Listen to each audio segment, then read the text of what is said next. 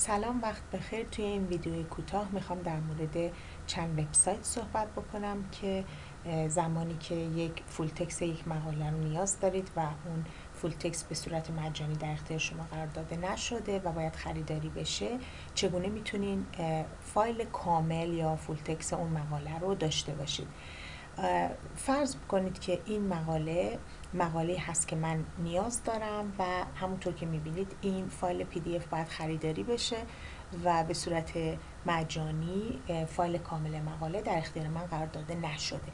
یکی از این سایت ها SCI Hub هست که این پسوند معمولا تغییر میکنه و اگه توی گوگل شما فقط کلمه SCI خط فاصله هاب رو سرچ بکنید، معمولا دنباله این وبسایت مشخص میشه.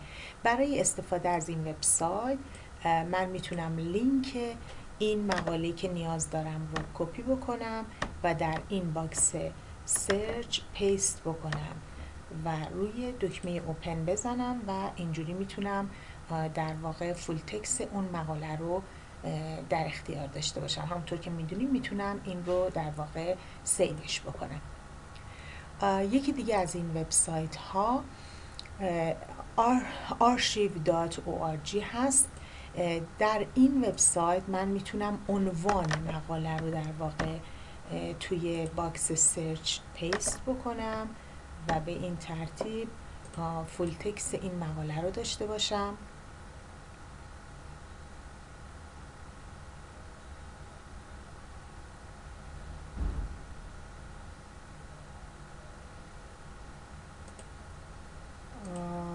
بله، همونطور که میبینید از این قسمت من میتونم فایل PDF رو دانلودش بکنم. وبسایت بعدی citationc.com.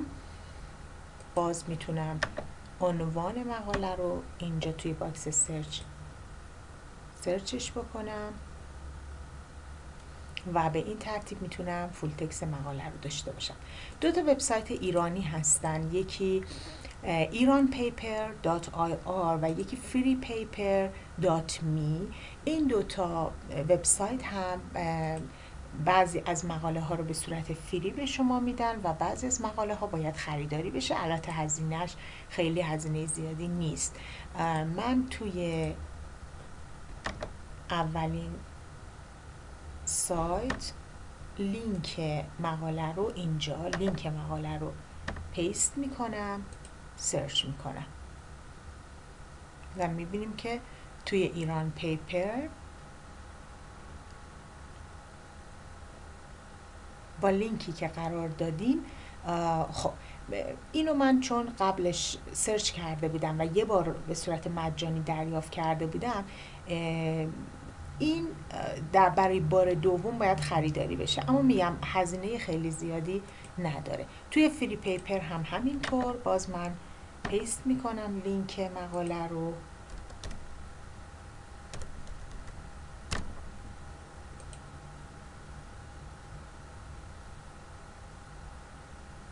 و گزینه دریافت رو میزنم. همونطور که میبینیم میتونم فایل PDF رو از این قسمت دانلودش بکنم.